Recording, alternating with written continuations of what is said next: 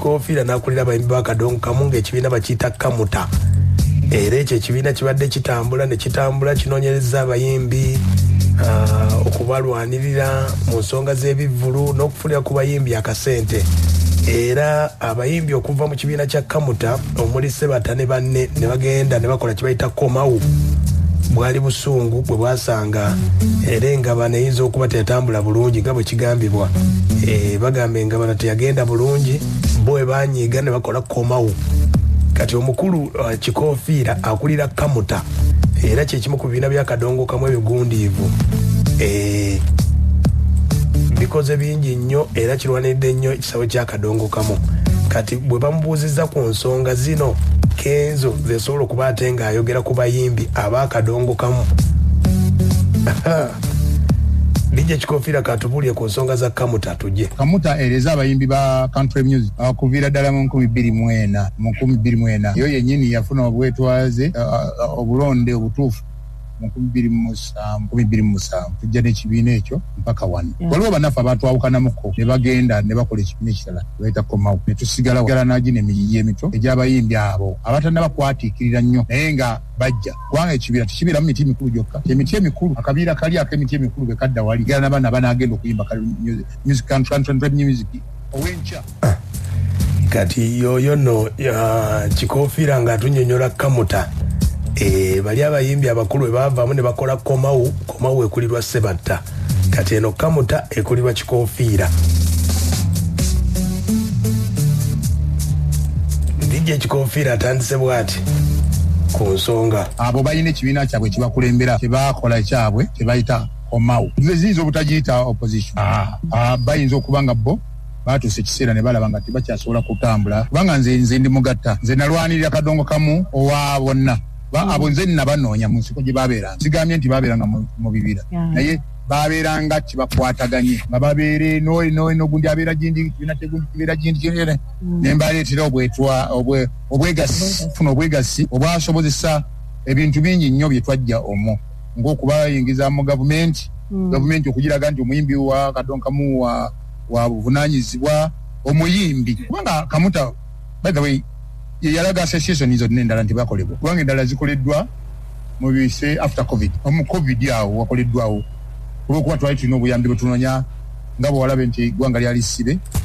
Kati y'ensonga eyo Chikofiira ng'atunyonyola Kamuta kiggwayo Kadongo Kamu Music Theatre Association ne bakifunza ne bakituuma Kamuta nga bagamba nti omukulu ono asobola okuba ate ng'ayongera okuba ate ng'atambuza ekibiina. Era mu nteekateeka eno kibijjigiriwo omukulu Chikofiira agamba Kenzo byayogera yali mutuufu. Kyenyinza okuzoogerako ng'ekyo omanyi nze saagala nnyo okusaanyawo bikoleddwa kati bwe ntunulira ensonga ezo zirina ebintu byezaagala okumenya nga bikoleddwa. Ebintu ebikoleddwa biba biteekeddwamu obwongo bungi n'essente n'ebiseera. So kati akantu akatono bwe kato kayinza okujja ne kajjawo ekintu ekifaanana ng'ekyo koleddwa ebiseera sente n'ebirala. So nze bwe nnoonya ennyo katambi ka President Kenzo nakanoonyereza naye bannamawulire bano balagamu kafiifu katono nnyo bwe kati Kenzo yavuddewa okwogera bino yatandise butandisi ng'ekigendererwa kye kyakutyobola abayimbi bano abaasookawo nayenza okukiraba mayitavi yabadde mpanvu yabadde ya copyright najja ng'alaga oyo gwe yabadde akola naye nti singa copyright eyo yaliwo abayimbi kati okalanga bano nabano okugeza ku ligimu eri yasooka ebafuna bulungi mu biyiiye byabwe ate ebiyiiye byabwe byakozesebwa watali kusasulwa wakyenkolaga okiraba watali kusasulwa naye so kati singa copyright eno egenda bajja kusobola okuyambibwa wakati bwogenda okugeza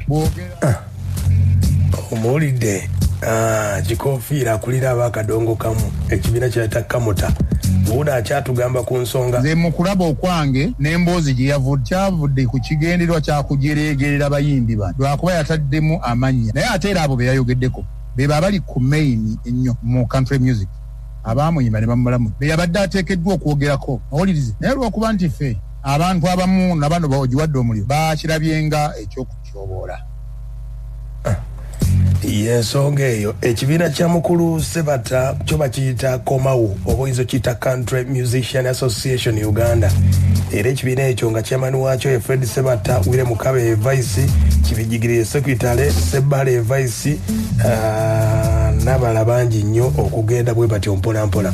Kati ono wa Kamuta ajatugamba aleka tugeze Kenzo ne bawanga yaze atyobole abantu abo. Nyinza okwogera kino ne bagamba nti olw'okuba bakwawukanako bali nga y'ensonga lwaki oyogedde bwoti. Ze nsinga okuwa abantu abo nabakulemberera mu mbeera y'obbawa era nze nga nkugamba nti nsisaanidde kukutama kusiba lukoba lwangato ya Sebatta kubanga Sebatta kitegeeza kintu kirala nnyo. Sebatta Dani Mugula Matia Luyima abo abasajja bayimba bapawo kafeero basudde bantu botasobola kuyimirira awo obegeze sawa era nze okategedde ye omukulu Kikofiira agamba nti ensonga nga zibadde za ssente abasajja abo bazibu naye bibanga bya Kenzo byabagambyeko ebyo sowulire senga baleese nti bivudde mu ngabana baatuwadde kitono badde nja kwogera nti abo bwe babeera ambadde nja kwogera bwe nti abo bwe babeera naye engeri gye kitaavudde mu ngabana nga kyazze omwana yatyobola katutunuulireko emboozi gye yavudde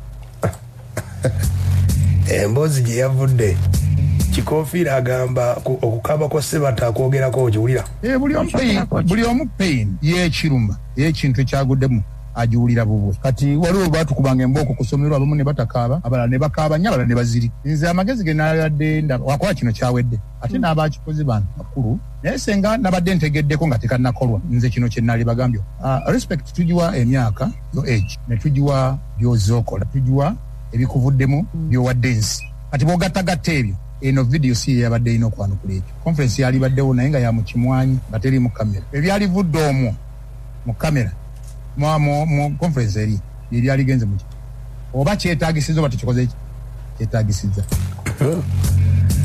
ogiwulidde Kikofiira bw'agambye Kikofiira bamugambye kati Kenzo okwetonda okyogerako ki wulira ky'abantu abo banjawukanako waliwo mpuliddeko mu mawulire wandabako nga ndi mu kubanenya kubanga abantu bakulu endongo eno nabasanga baaje kiyinza kugamba nti nze nannyini ndongo nze nakuŋŋaanya bakuŋŋaanya basobola okukimugamba naye ye waddembe kiwuliriza n'akikola tesisobola mumukaka kuvaayo akikole. Ensi yonna ekimanyi nti abantu abakulu baweebwa nze naawe tukimanyi n'omulala otegeeza ye Kenzo takimanyi kati bw'aba akimanyi ng'ate muntu mukulu kyotegeeza ye tamanyi nti nakoze ensobi oba saagikoze osanga naye alina kyalina kyakyalinze kubanga bino byazze mu kibwatukira yagenza okulaba nga kyeyabadde tasuubira kyawulira ebweru ku mabaati nga kaninde bakkakkane oba oli awo nze siri mu kuwolereza Kenzo ndi mu kutereeza industry Sebatta yeetaagibwa ensi eno ne Kenzo yeetaagibwa ensi eno kubanga emirimu gyonna gye bakola gya buweereza. Kikofiira we bamubuuza ku nsonga eno nti abasajja bano nti bazibu nnyo ku ssente balogo bikitwala tugende agambye atya ng'eyali abeera nabo tosobola era kuvaayo n'ogamba taatawo nti taata wange oyo afuluuta ekiru ndino taata wange abba enva taata wange oba watendekwa ngera n'okukuzibwa wakuzibwa ne bw'aba akikola ekyo kiba kya munju bw'omala okugamba nti oyo taata wange wabaawo bye weerekereza okwogera okitegedde kuba ensi yonna ekimanyi nti waaliwo ekyabakayanya ne bakola wali association yaabwe bo bwe bakimanya nti byava ndowooza oluusi ku ngabana ne bayinza okulowooza nti era bye batutte n'eri naye nakugambye wali nti senga bakyesigamiza ku ngabana naali badde ngamba nti abo bwe babeera nze bwe ngambye nti senga babadde batadde bo basimbuse ku katambi akayogeddwani tebazze direct nga bakayanira engabana naye senga bwe kyabadde nali kati naye kati bwe ndaba ng'omuntu amwegeraageranyako nti talina kyeyakola kwegamba mpulira nga bw'aba mu mukulembeze wange ekintu mba njagala nkigire kiri nkivuemu